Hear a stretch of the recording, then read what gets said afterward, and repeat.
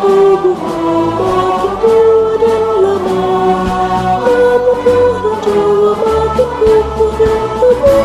Ayo mari melanjutkan pelayananmu, jangan diam, tetaplah bertekun.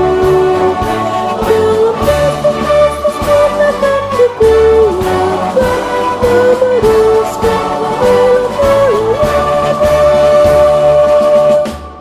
Janganlah redup gairah dan semangatmu, haruslah tetap tekadmu bernyala-nyala. Janganlah kendor, meski lanjut mengemuh. Marilah bersama terus melangkah ke depan. Ayo mari melanjutkan pelayananmu, jangan diam, tetaplah bertekun. Dalam kasih Kristus kita akan dikuatkan, meneruskan pelayanan.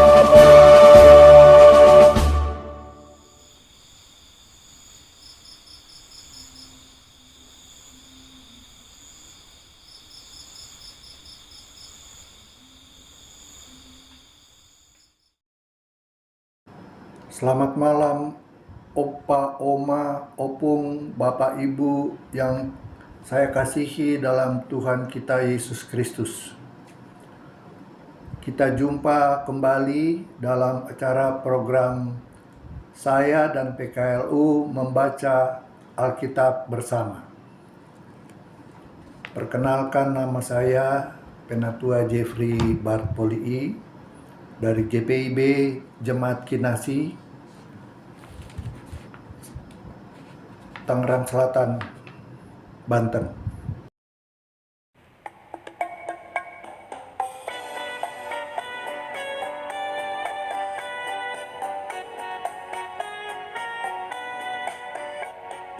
Tuhan, Engkaulah hadir di dalam hidupku,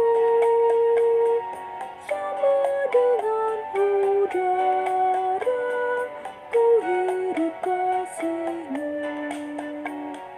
Dalam denyut jantungku kuasa-Mu bekerja, tubuh dan panca indera Kau menggerakkannya.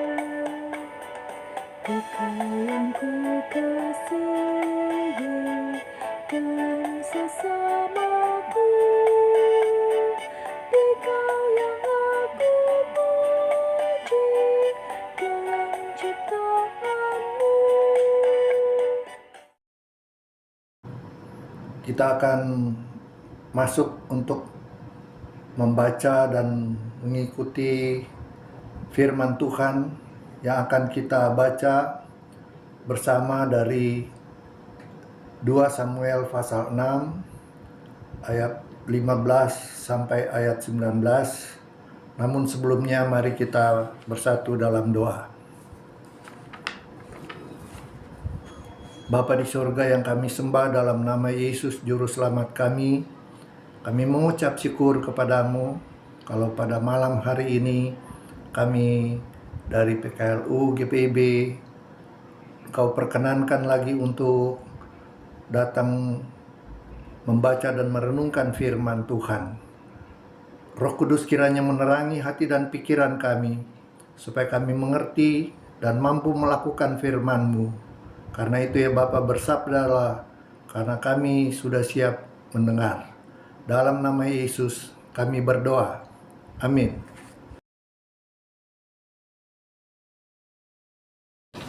Pembacaan Alkitab dari 2 Samuel pasal 6 ayat 15 sampai ayat yang ke-19 yang menyatakan, Daud dan seluruh kaum Israel mengangkut tabut Tuhan diiringi sorak-sorai dan bunyi sangkakala. Ketika tabut Tuhan masuk ke kota Daud, Mikal, putri Saul, melongok dari jendela dan melihat Raja Daud melompat-lompat dan menari-nari di hadapan Tuhan. Sebab itu ia menghina Daud dalam hatinya. Tabut Tuhan dibawa masuk, lalu diletakkan di tempatnya di tengah-tengah kemah yang dibentangkan Daud untuk itu. Kemudian Daud mempersembahkan kurban bakaran dan kurban keselamatan di hadapan Tuhan. Setelah selesai mempersembahkan kurban bakaran dan kurban keselamatan, Daud memberkati bangsa itu dalam nama Tuhan semesta alam. Lalu kepada seluruh bangsa itu,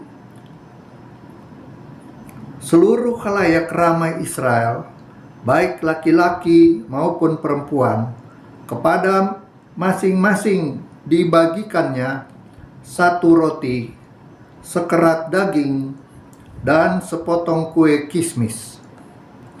Kemudian seluruh bangsa itu kembali masing-masing ke rumahnya. Demikianlah pembacaan Alkitab. Dan kita masuk pada renungan firman Tuhan yang diberi tema muliakan Tuhan dalam hidup kita. Sekarang ini semakin banyak orang yang menyangkal adanya Tuhan dan sangat bimbang apakah Tuhan ada atau tidak. Kedua pandangan hidup seperti ini berawal dari kekecewaan dan munculnya pertanyaan, jika Tuhan ada, mengapa kerusakan dan kejahatan terus semakin semarak dalam kehidupan di atas bumi ini? Orang yang beriman kepada Kristus tentunya tertantang dengan kondisi seperti di atas dan ingin menjawab bahwa Allah Tritunggal bukan hanya ada, tetapi kehadirannya melalui umatnya pasti membawa keselamatan, yaitu kebaikan, kebenaran, dan kesejahteraan dalam kehidupan ini. Tabut Tuhan yang dianggap sebagai simbol kehadiran Allah di tengah-tengah bangsa Israel kini diangkut iringan sorak-sorai dan bunyi sangkakala. Ketika tabut itu masuk ke kota Yerusalem, Daud menari-nari, akan tetapi Michal, anak perempuan Saul, menghina Daud.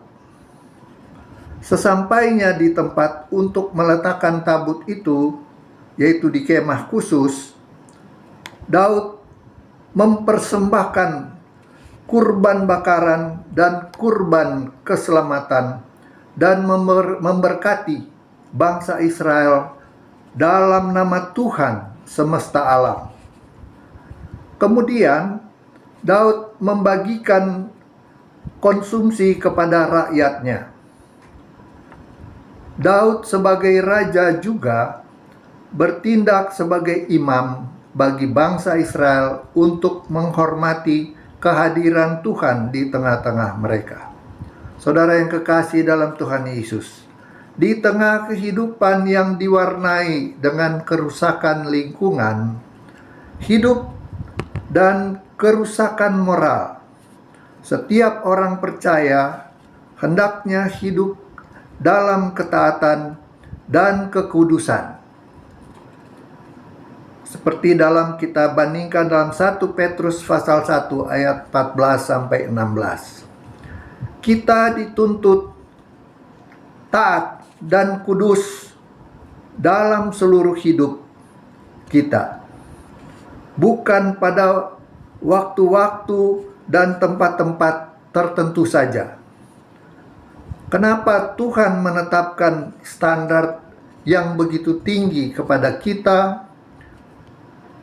Pertama, karena Tuhan menghargai kita.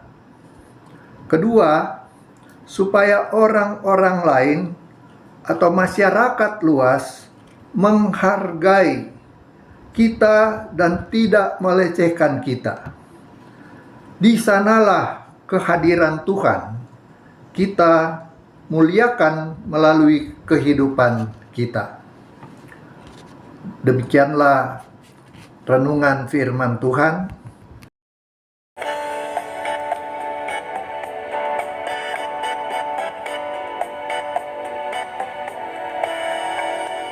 Di dalam suka duka, Kau ingin beserta,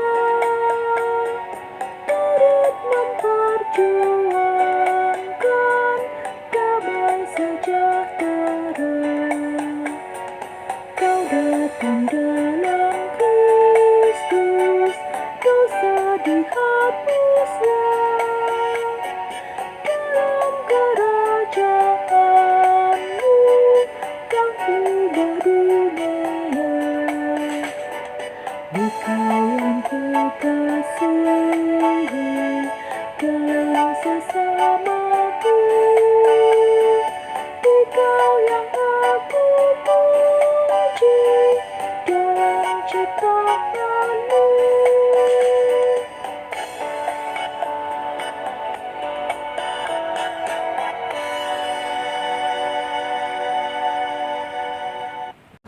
Mari kita berdoa. Ya Allah, Bapa di sorga yang kami sembah dalam nama Yesus Kristus, terima kasih atas firman yang sudah kami baca dan kami renungkan.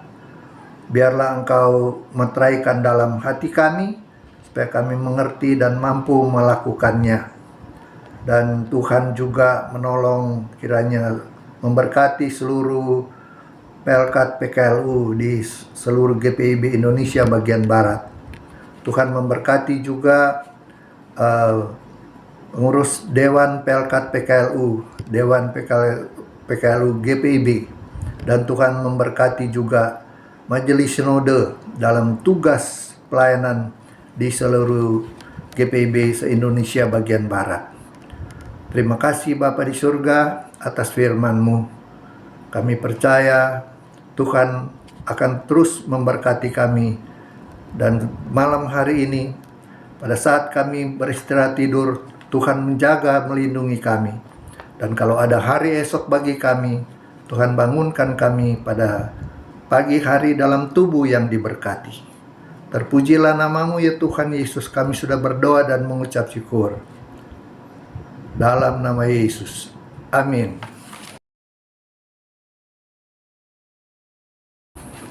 Yel-yel PKLU. PKLU tetap semangat.